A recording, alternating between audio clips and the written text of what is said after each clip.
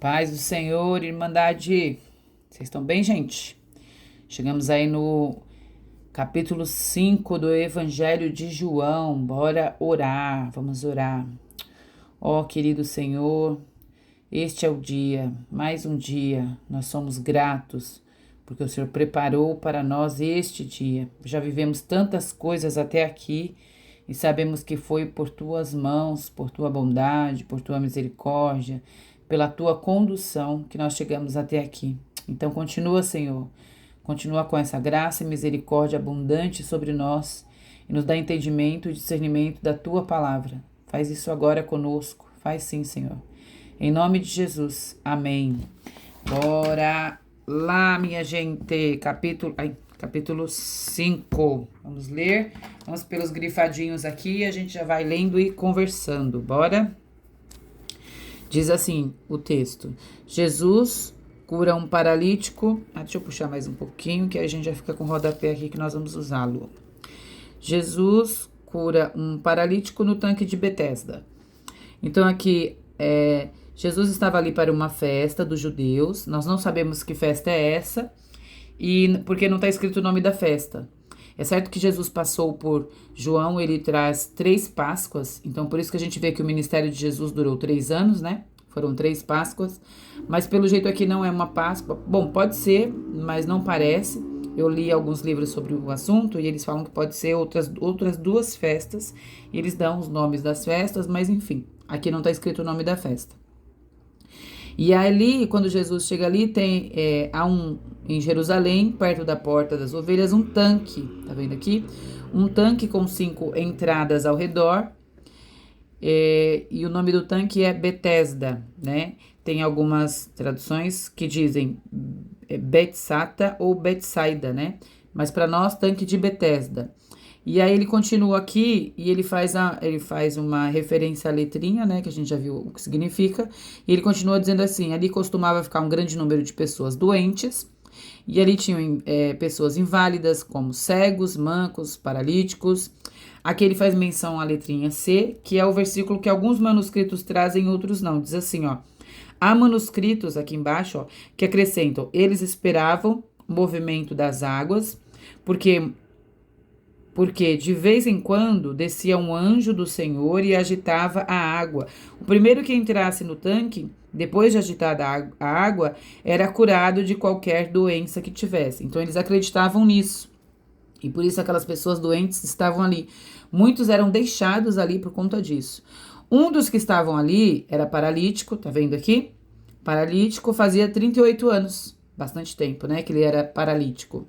E aí ele quando viu, né, a gente já sabe quem, né? Viu e soube quem? Jesus. Jesus viu ele deitado e soube que ele estava naquele estado há tanto tempo. Aí Jesus perguntou.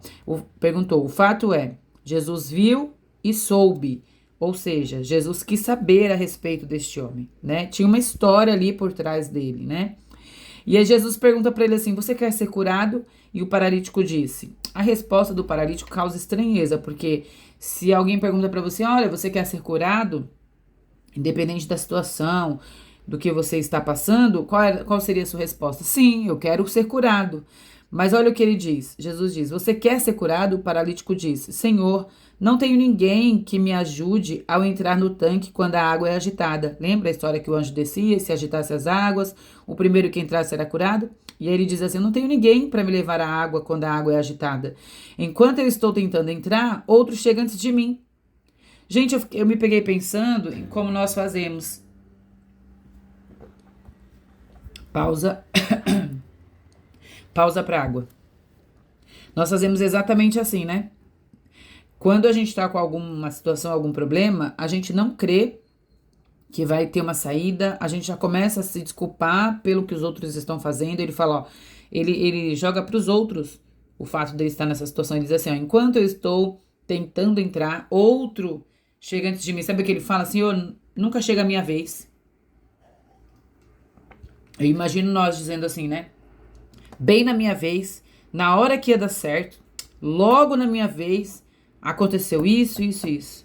Bem na minha vez a economia virou, bem na minha vez aquele banco faliu, bem na minha vez a empresa fechou, bem na minha vez a pessoa me traiu, bem na minha vez. É isso que esse homem está dizendo. Só que não foi isso que Jesus perguntou. Jesus perguntou: o que você quer? Você quer ser curado? Bastava dizer sim. Mas às vezes a gente vive tão amarrado no problema, dá pra ver como esse jovem aqui há 38 anos, que não vê mais solução, ele só vê a dificuldade, ele só vê o entorno, ele só vê que tem sempre alguém tomando a sua vez, né? Mas Jesus, Jesus viu e soube Jesus sabia o que ele precisava. Mesmo assim, Jesus queria ver se ele também sabia, né? E aí Jesus disse pra ele então: levante-se, pegue a sua maca e ande. Que ele estava deitado ali em cima daquela maca. Gente, imediatamente o homem ficou curado. Pegou a sua maca e começou a andar. Isso era sábado. Olha que coisa linda. O homem foi curado instantaneamente. Por quê? Porque ele obedeceu. Ele nem sabia, mas ele ouviu e obedeceu. Ele nem sabia talvez o que ia acontecer. Será que ele sabia será que eu vou ser curado? Ele não parou para pensar, interpretar, para perguntar. Nós já falamos sobre isso em um momento quando a gente fala dos 10 leprosos, se eu não me engano. Eles não perguntaram: a gente tem que parar no caminho, a gente tem que dar 3 pulos. Não, eles só obedeceram, eles só foram se apresentar aos sacerdotes. E aqui é a mesma coisa. Ele obedeceu imediatamente, deu um salto e começou a andar, a carregar a sua maca. E era sábado. E aí os judeus disseram ao homem, porque viram ele curado andando. Gente, todo mundo conhecia aquele homem, né? Porque 38 anos lá, a cidade, pensa. 38 anos, paralisado ali esperando. Só que o que chama a atenção deles, que havia sido curado. O que chama a atenção deles não é estar curado. O que chama a atenção deles é que hoje é sábado e não é permitido você carregar a maca, que é o que os judeus falam para ele. Ele, porém, respondeu: o homem que me curou disse: pegue sua maca e ande. Ou seja, até aqueles que não sabiam que ele era paralítico, ele tá dizendo aqui, eu sou fruto de um milagre, porque o homem que me curou, alguém me curou, me mandou andar para carregar a maca. Então eles perguntaram assim: quem é esse homem? Eles não queriam saber do milagre. Eles queriam saber de quem mandou ele carregar a maca no dia que era proibido. Olha isso, gente. A religiosidade, a que ponto chega? Não interessam os feitos de Deus. Não interessa. Interessam são as doutrinas, as regras que eles tinham que cumprir. O homem que fora curado não tinha ideia de quem ele era. Então esse homem não sabia quem era Jesus, pois Jesus tinha desaparecido no meio da multidão. Aí mais tarde esse homem encontrou Jesus. Aliás, Jesus é que encontrou ele. Onde ele estava, gente? No templo. A glória a Deus, né? Pelo menos parece que a vida dele mudou. E aí, olha o que Jesus disse para ele: olhe, você está curado. Não volte a pecar, para que algo pior não aconteça a você. Não parece aqui que o que tinha acontecido com ele foi consequência dos seus atos e dos seus pecados? É isso que Jesus diz aqui, né? O homem foi contar aos judeus que fora Jesus quem o tinha curado. E aí ele foi falar para os judeus: olha, agora eu sei quem me curou. Foi Jesus, porque eu encontrei com ele no templo. E ele conta exatamente como aconteceu. E aí é bem interessante que aí o título que começa aqui a quebrar esse texto é a autoridade do Filho. Então os judeus, eles começaram a perseguir Jesus porque ele fazia essas coisas no sábado, ou seja, os milagres. E aí Jesus disse para os judeus, o meu pai trabalha até agora e eu também trabalho. Tipo assim, Jesus diz: é sábado, meu pai trabalha e eu também, entendeu? Porque foi por meio de Deus, né? Por essa razão, os judeus queriam matá-lo ainda mais. Eu achei isso interessante. Queriam ainda mais matar a Jesus. Se já queriam antes, essa sede de matar Jesus aumentou aqui. Por quê? Porque ele também dizia que Deus era o seu próprio Pai. E assim o que eles concluíram? Que ele se fazia igual a Deus. Jesus igual a Deus. Só que quando Jesus está dizendo que meu Pai trabalha até agora, ele está testificando da autoridade do Pai. Quem é o Pai? O próprio Deus. É isso que Jesus está fazendo. Dessa autoridade como filho. Sim, ele podia dizer que era igual a Deus, mas para eles era uma afronta. Jesus então deu uma resposta para eles. Jesus diz assim, o que o Pai faz é o que o Filho também faz, né? Ele fala muitas coisas, essa parte ele testifica dele mesmo, até o finalzinho ele vem testificando dele mesmo. E ele diz assim, para a admiração de vocês, ele lhe mostrará obras ainda maiores que estas. E ele continua falando a respeito dele mesmo. Lembrem que ele está falando da autoridade pela qual ele faz essas coisas, né? Ele está justificando por meio de que ele faz essa coisa, esses atos, né? Quem deu autoridade para ele? E aí ele vem continuando explicando sobre essa autoridade dele, achei interessante, porque aí ele vem e diz assim, ó, ele falou várias coisas sobre ele até o versículo 30. Aí depois no 31 ele diz assim, se testifico em meu próprio favor, o meu testemunho não é válido. O que ele está dizendo aqui? Eu estou falando a meu favor, porque eu sei quem me enviou. Eu vim fazer as coisas que meu pai me mandou fazer. É isso que ele está dizendo lá. Eu não faço de mim mesmo, faço porque meu pai me enviou. Só que aí ele fala assim, se eu falo isso, meu testemunho não é válido. É o que está aqui no 31. Aí ele continua no 32 aqui, ó. Há outro que testemunha em meu favor. E sei que o seu testemunho em meu favor é válido. De quem eles estão falando, gente? De João. E aí ele vem falando assim, ó. Vocês enviaram representantes a João e ele testemunhou a verdade. Não que eu busque um testemunho humano, né? Porque ele é maior que todos, né? Mas menciono isso para que vocês sejam salvos. Então ele vem falando sobre essa autoridade, ele dá testemunho. Ele vai falar assim, ó.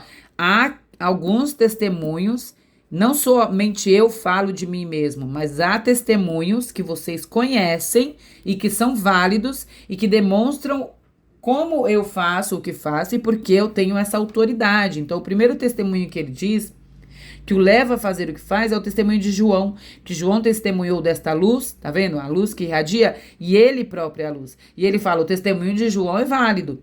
Aí depois ele vem e continua assim, ó, mais um testemunho em seu favor.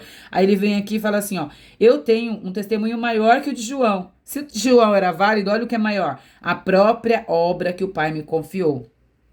Então ele diz assim, ó, a obra que eu realizo é um testemunho. Isso testemunha a meu favor. Aí depois ele ainda falando dessa autoridade, ele diz, o próprio Pai, no 37, o próprio Pai que me enviou testemunhou a meu respeito. Então ele diz assim, ó, o Pai é minha testemunha. Então ele veio e diz, João é minha testemunha. A obra é minha testemunha. O próprio Pai que me enviou para fazer essa obra é a minha testemunha. E ele continua aqui, ó, as escrituras, elas testemunham ao meu respeito, ó. As escrituras são testemunhas dele, e ele vem dizendo isso para eles. E aí ele vem dizer assim, ó, contudo, vocês não pensam que eu acusarei diante do Pai. Quem os acusa é Moisés. E ele diz assim, porque Moisés escreveu a meu respeito. O texto continua. O que significa dizer que Moisés também testemunhava dessa autoridade. Então, essas testemunhas, no caso, o próprio Pai, a obra, João Batista, as Escrituras e Moisés, são essas testemunhas que garantem a Jesus que não só ele fale dele mesmo, mas quem deu autoridade a ele para julgar como o Filho de Deus, o próprio Pai. E por meio da sua palavra e dos profetas e de tantos outros meios. E mesmo assim eles não criam, né? Eles não tinham fé. Então que o Senhor nos ajude a não ser tão racionais e ficar focados em regras, em coisas que nós aprendemos, em doutrinas, mas, e claro, aquilo que sim é centrado na Bíblia, ok, né? Aquilo que não nos afasta de Deus, porque as regras e as leis estavam tirando essas pessoas do caminho da salvação. Eles estavam se afastando sabe de quem? Da própria palavra que era Cristo, o Verbo encarnado. Então que nós possamos abrir os nossos olhos para Jesus. E é necessário a gente crer com os olhos da fé que tudo isso aponta para Ele, né? Toda a palavra aponta para Ele, né? Todos os profetas que vieram apontaram para Ele. A Escritura é o próprio Cristo, né? Então nós precisamos crer que o Senhor é sim o Filho de Deus que veio e tudo que ele faz é sim por ordem do Deus Todo-Poderoso. Nós precisamos crer em Jesus e assim nós creremos automaticamente em Deus que o enviou para salvação de todos nós. Aleluia, louvado seja o Senhor.